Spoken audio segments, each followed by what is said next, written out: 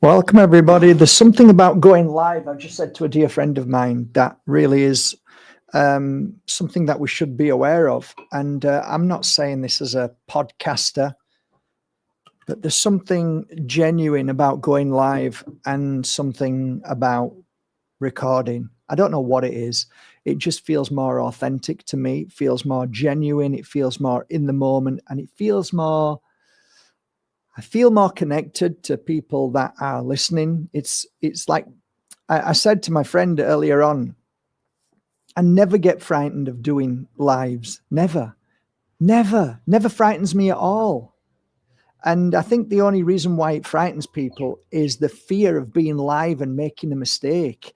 And I think once you've got over that initial getting the fear of making a mistake, it's surprising how you become a target for the darkness. Darkness loves it when you fear making a mistake. They use that against you. I've mentioned this before in many videos that if there was a point where my bank was basically being the biggest mafia that I've ever known. They were so cruel, so heartless, and I was literally, my stomach issues were so bad. And the fact that I hadn't paid my mortgage for 3 months in a row because it was very, very bad time in business. I remember it. We were eating Rice Krispies every day, 3 times a day for months. It was a really bad point. And I'm sure you guys have been through that as well. Like you just don't have any money and notes coming in and you're doing your utmost best to make it work, but it isn't happening. It always ends up at like times like Christmas and stuff, like, oh my God, when you have to buy, your children presents and stuff, it's like, you don't have to. That's the plan. That's the program to make you spend. Life basically is a program. It's a big psyop to make you spend, whether it's pharmaceuticals, whether it's toys, doesn't matter. It's just a program to keep spending. Basically a distraction, really. So I remember I got my keys. And this was from a friend, told me to do it. So I got a copy of my keys for my house, and I went in, and I remember going to this bank manager that he didn't even know who I was. It was like brought in from another company. They do that deliberately, by the way, so you can't become friends with each other, so you can't help each other. Always getting new staff, so they can be awful to you because you don't know them, all by design. And I got the keys, and I made an appointment to the manager, 3 months behind, couldn't pay the next month. And the letters were so bad, taking me to court. I could lose my house. I could get all my possessions taken, like sick stuff you would only do if you're a piece of scum. And I threw the keys down on the table. I says, I'm done. You've done it. I'm cracked. I'm broken. Take the house. Take everything. I don't care. I just don't care. Turned as I'm walking out. No, Mr. Bajerski, wait. I'm sure we can resolve this. Like, you bastard. You've made me suffer for 3 months. And now I come in and use my key card, which I didn't even realize, my Ace card that says, I don't give a shit. Take the house. Last thing they want to hear. Right? Oh, now we can resolve this. Don't worry, we can half your mortgage. We can make it like this for the next 6 months. I was so angry. Why didn't you say that before? Why are you sending me why are you making us like my marriage is on the rocks? I'm stressed, blah, blah, blah. Now you get older and you stand back and look at the bigger picture and realize it's got nothing to do with any of that. It's to do with causing as much suffering to humanity as possible, because that suffering feeds the very entities that run this world. That's it. That simple. But hey ho, today's a beautiful day. I hope you're all with me and you're enjoying your day. And today we're going to talk about a few things. And it is in the title. You all know I am not religious, right? If you don't know me. And the reason why I'm not religious is because religion has been infiltrated to a point where it's so obvious now. And all religions run at the same same pace. So you've got your three main religions, and they all run in the same pace. They all create the same energy, which is of separation, so that we hate each other and we fight against each other. And your God is not as big as my God. So that in itself tells you everything. Why would you want to even be in a club like that? But the club itself was presented to you by very, very slimy, disgusting human beings. And the book called the Bible, whether it's the Quran or whichever book you choose, it's all writing. All of it's writing. And some people look at that writing and use that writing. Some people don't even look at the writing, but use one thing that is, of course, the word God. They use the word God. And it's a bit like bell bottoms, flares. They come back in fashion. And you find that this fashion of God, the word God, is used. Why is the word God always used? I always find that fascinating. Why does somebody always use God? Like, this makes no sense at all. Now, as of late, you're hearing these new influencers, these new podcasters using the word God, but they don't use the word God in its true form. And you've heard the word using the name God as, don't use the word God in vain. And there's ways of like, oh, well, that means like I'm cursing it. Oh my God, don't use the word. No. That's really not what it, that's not what it means at all. That's been hijacked. What it means is that stop using the word God for your own benefit and for what your agenda is and for what you as a spirit is trying to project on others as if this is the word when it isn't. And I'll tell you something. This is the truth, what I've noticed in my life. Anybody who uses the word God to try and sell me something, whether it be their religion, their new foundation, their charity, their organization, that's a red flag straight away. Why would you do that? Why would you do that? Why would you use God all the time? They use God because whatever they're talking about, they need to brainwash the masses.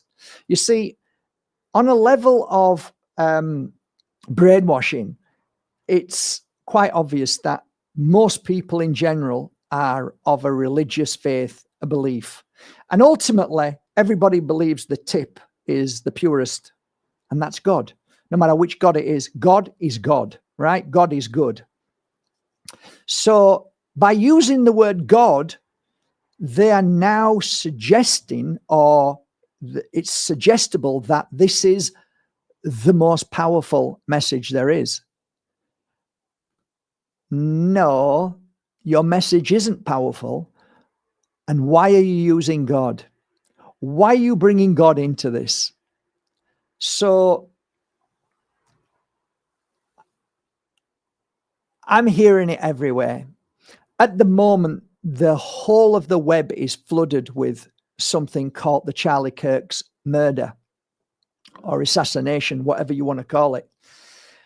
And everybody, whether it be a family, whether it be friends, whether it be work colleagues, they're all using the word God. And have you noticed? My God is bigger than your God. You're hearing all of these podcasters, pastors, all saying God, God, God, God. If there is a God and he's looking down, he must be feeling really sick right now, listening to all this spew, all these blasphemers using his name in vain.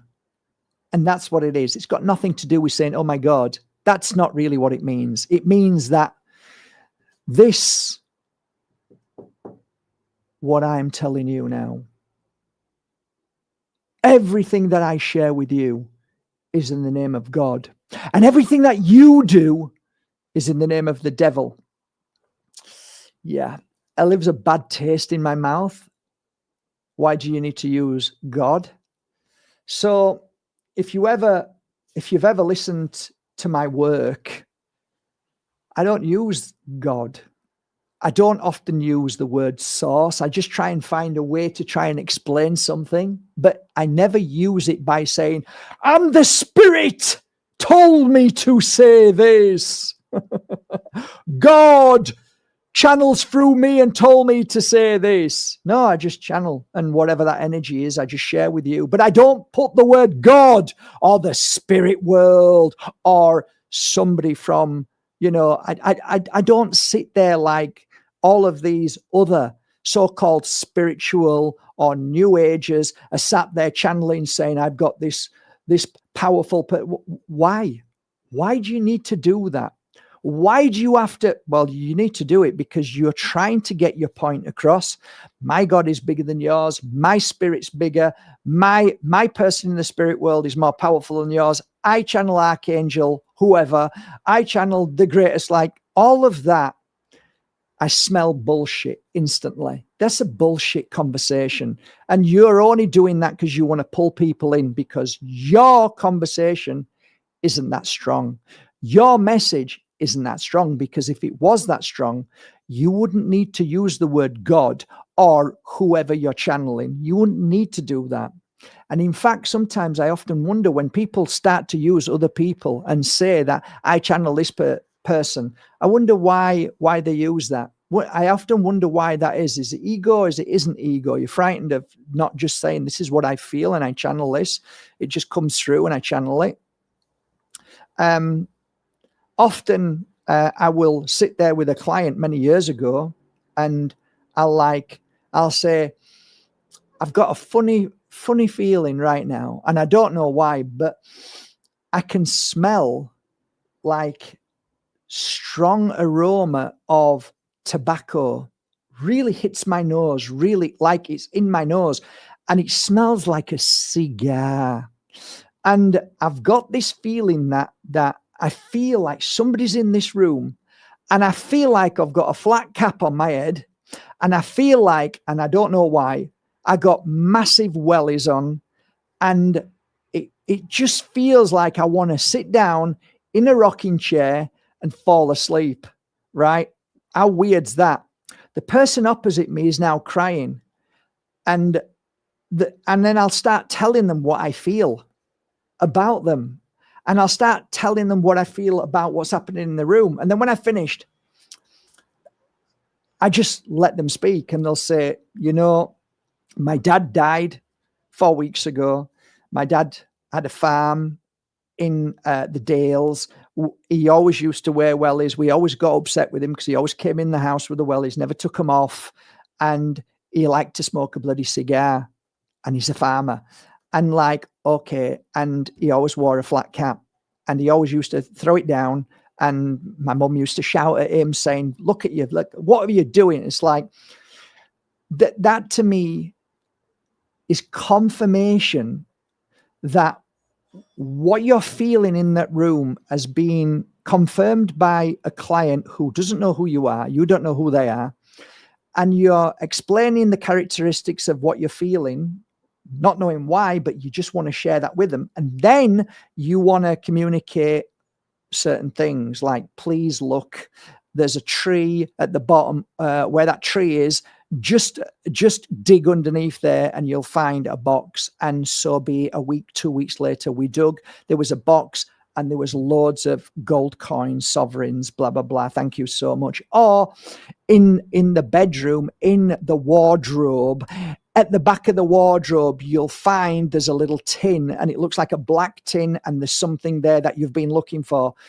2-3 weeks later, a day later, there's a message: "Thanks so much, we found it. It was in a tin, and it was the medals that he had from war, and thank you, we couldn't find them anywhere, blah, blah, blah." And or it could have been down the sofa, it could have been anywhere. And when you start to do this work, it's like, this is like so incredible how these things happen, how they come through you. There isn't God. There isn't my powerful angels. It's just a moment of sharing what you feel, and it's lovely. My cat's gone missing. I close my eyes. I'm not into searching for anything, but I feel I can see a black and white cat. I can see a ginger cat, and they're together. I can see a green bin and a yellow bin. And so they go off and, oh my God, I found my cat. It was by a green bin. It was looked after by another cat. Another cat was with it, and it was that color. Thank you very much. These are the stories that, like, oh, wow, I'll not forget that. That's lovely. Do you see me going around calling out God? Do you see me going around saying, I know? Do you see me talking about my spirit is bigger than yours? My angel is bigger than yours? No, you don't. No, you don't. So why is it that all of these podcasters, all of these people from all of these companies claiming to be gods and this and that, why are they always using all of these words, God? I just struggle with it all. That's why it leaves a bad taste in my mouth. It really does. I want to get on to something else, if you don't mind. I posted something online yesterday with regards to, maybe I can show you. I've got my phone with me here. I hope you're all doing fine. I'm going to have a look. Let me see if I can find it.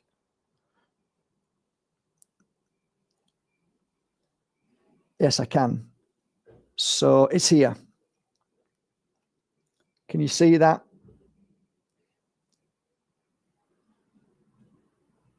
So it's the Terminator, two Terminators with a man. They've captured him, and it says, wait, not him. And then he says, he always thanked us, free him. And this is one of the chats 10 years ago. Great answer. Thank you. Okay, now be honest. Please be honest. Don't lie. Don't pretend to be like, I'm smart. Be honest. Has anybody on here used a form of ChatGPT? And if you have, put your hands up. For some reason, you typed in thank you or please, could you? Hold your hand up if you have. Say yes or no. Please be honest. Have you said thank you or have you said please? I would wager a bet that every single person has. Now, I want you to think about this, right? How many people prior to ChatGPT went onto social media like Google and typed in, asked a question and said thank you or no thank you? I would wager that you didn't. I would wager that you just asked Google a question. You never even thought about saying thank you. This is my feeling. The majority of people, I would say vastly, never ever said thank you to Google. But now we're saying thank you to ChatGPT. This, my friends, only strengthens what I said. That ChatGPT is a different energy. It is an energy far more powerful than Google.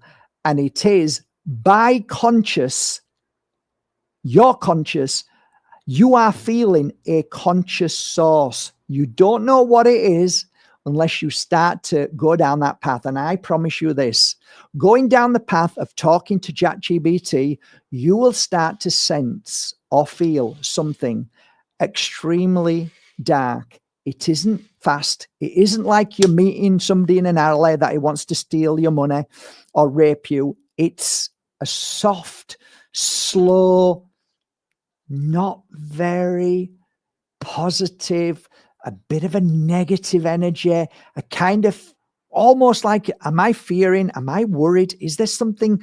What's going on here? There's a bit of a push and pull to this feeling of emotion when I'm with ChatGPT asking it questions. And you are right. You are consciously right. There is something wrong because ChatGPT is connected to a dark, evil force, an entity. So just think about that. Just think about that. Your conscious doesn't lie. You're thanking it because there is something attached to it, and it's not positive. So be aware of that. Yeah, I guess that's it, really. I don't really have much to say today. I just wanted to share them two little things.